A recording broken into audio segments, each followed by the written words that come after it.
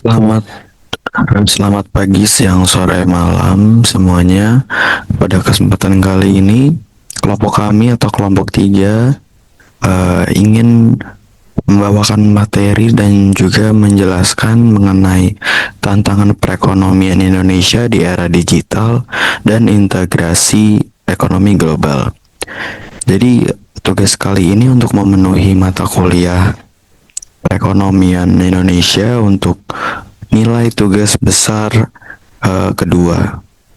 Jadi di dalam kelompok kami terdiri dari saya pribadi, Andreas Adi Suryoguritno, dan yang kedua ada Junior Adawiyah, ada Abdurrahman Kalis, dan yang terakhir ada Di Wahyudi.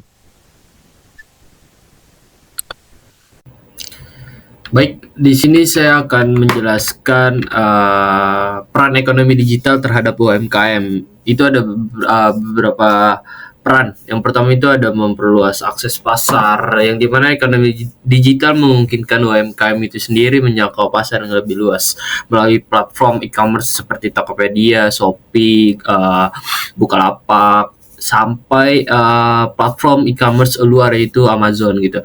Yang kedua itu ada efisiensi operasional, yang dimana digitalisasi memungkinkan UMKM mengotomatisasi proses bisnis seperti pencatatan keuangan, pengolahan inventory, hingga sistem pemesanan dan pengiriman.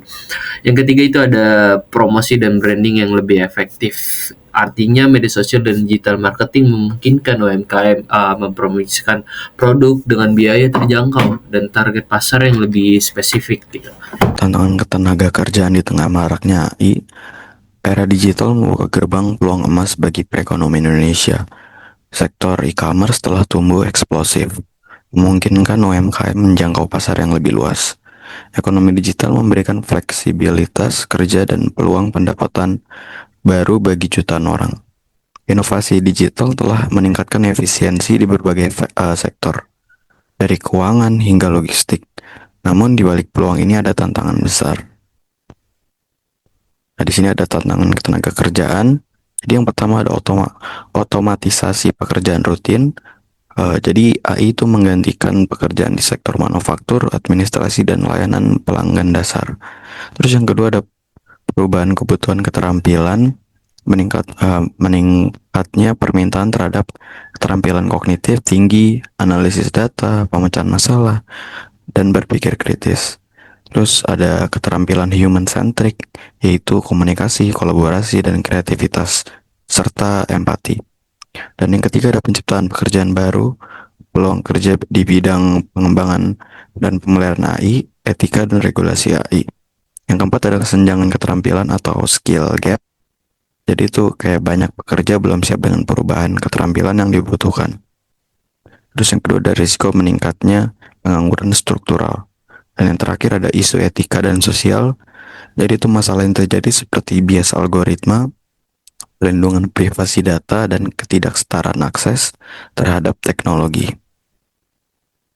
Dan materi yang kedua ada dampak era digital dan integrasi ekonomi global terhadap perekonomian Indonesia. Yang pertama dari pertumbuhan sektor e-commerce, itu terjadi ekspansi pasar yang signifikan dengan nilai transaksi e-commerce Indonesia mencapai triliunan rupiah. Yang kedua ada memungkinkan bisnis lokal menjangkau konsumen di seluruh Nusantara, bahkan sampai internasional. Yang kedua ada pemberdayaan UMKM, akses pasar yang lebih luas tanpa batasan geografis tradisional. Terus ada biaya pemasaran yang lebih efisien melalui platform digital. Yang ketiga ada ekonomi gig dan fleksibilitas kerja, memberikan alternatif sumber pendapatan bagi masyarakat urban dan rural. Terus yang kedua ada menciptakan model kerja yang lebih fleksibel sesuai dengan gaya hidup modern. Yang keempat ada inovasi dan efisiensi operasional. Yang pertama dari segi sektor keuangan, fintech memudahkan akses kredit, payment digital, dan layanan perbankan untuk masyarakat unbankable. Terus yang kedua ada sektor logistik, optimalisasi supply chain melalui teknologi tracking, AI untuk prediksi demand, and otomasi warehouse.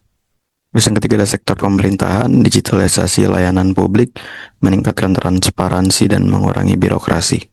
Dan yang terakhir adalah inklusi ekonomi digital. Yang pertama adalah membuka akses ekonomi bagi daerah terpencil melalui platform digital.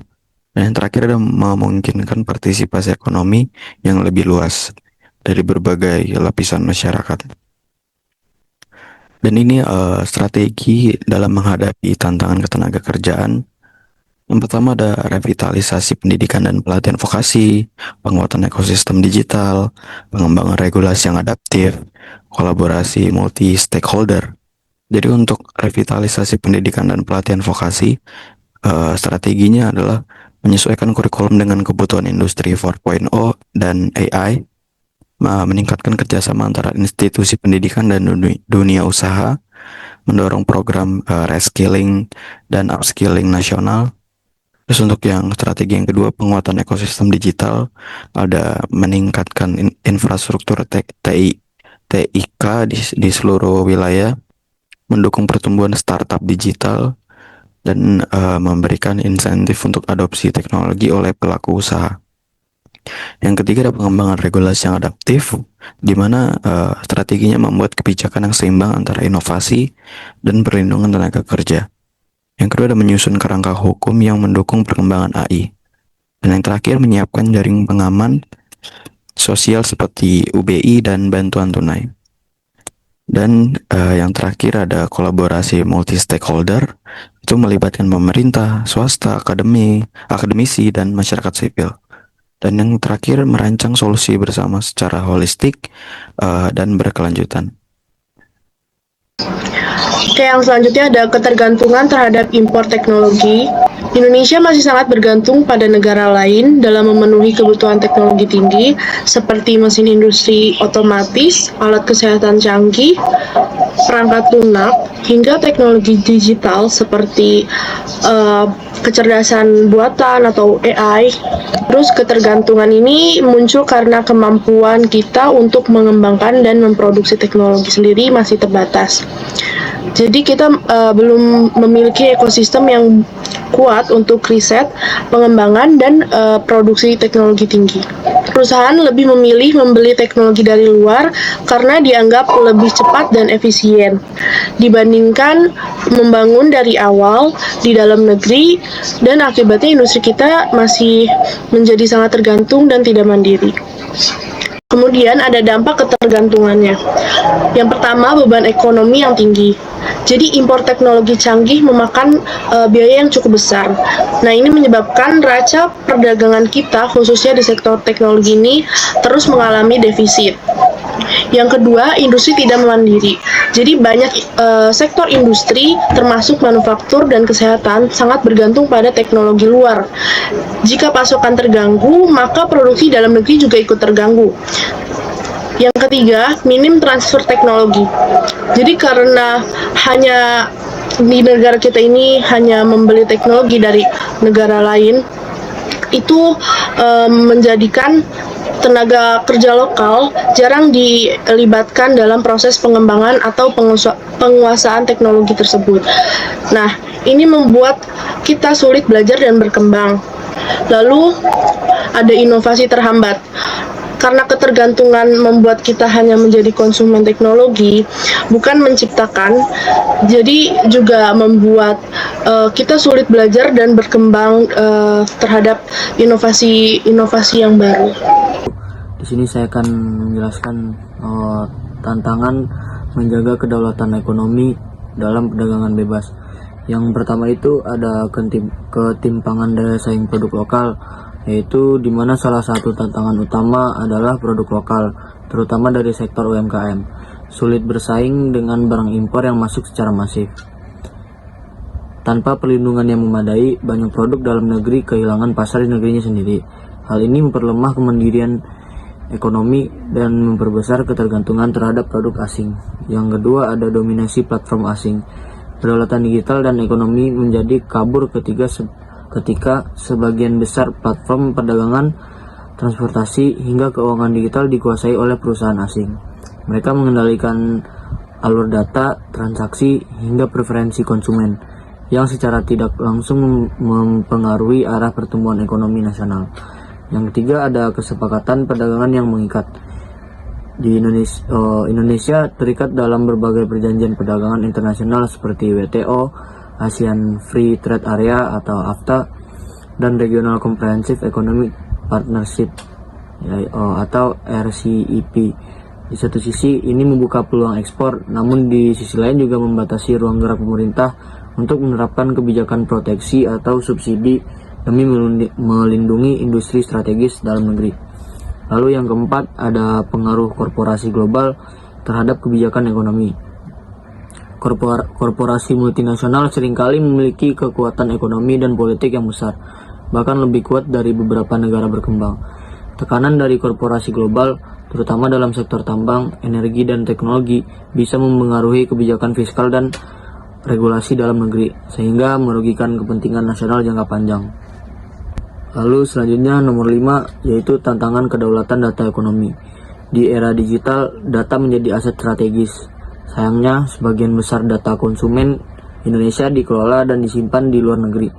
Ini menciptakan tantangan kedaulatan data dan membuka celah untuk memanipulasi ekonomi yang tidak kasat mata. Tanpa kontrol atas data, Indonesia kesulitan merumuskan kebijakan ekonomi yang tepat sasaran dan mandiri. Baik, di sini saya akan menyimpulkan dari beberapa materi yang telah disampaikan oleh saya dan teman-teman saya itu, yang artinya di era digital gitu dan integrasi ekonomi global, Indonesia menghadapi tantangan yang besar gitu seperti keterbatasan UMKM dalam memanfaatkan teknologi, lalu ada ancaman disrupsi ketenaga kerjaan akibat AI, ketergantungan pada impor teknologi tinggi, serta sulitnya menjaga kedaulatan ekonomi di tengah perdagangan bebas. Untuk itu, Indonesia perlu mendorong transformasi digital yang inklusif, lalu memperkuat kapasitas SDM gitu, lalu ada mengembangkan teknologi dalam negeri dan menerapkan kebijakan ekonomi yang melindungi kepentingan nasional agar mampu bersaing secara mandiri dan sustainability, yaitu berkelanjutan. Ya, jadi sekian dari pemaparan materi dan juga penjelasan dari kelompok kami, yaitu kelompok 3, mengenai tantangan perekonomian Indonesia di era digital dan integrasi ekonomi global. Sekian dan terima kasih.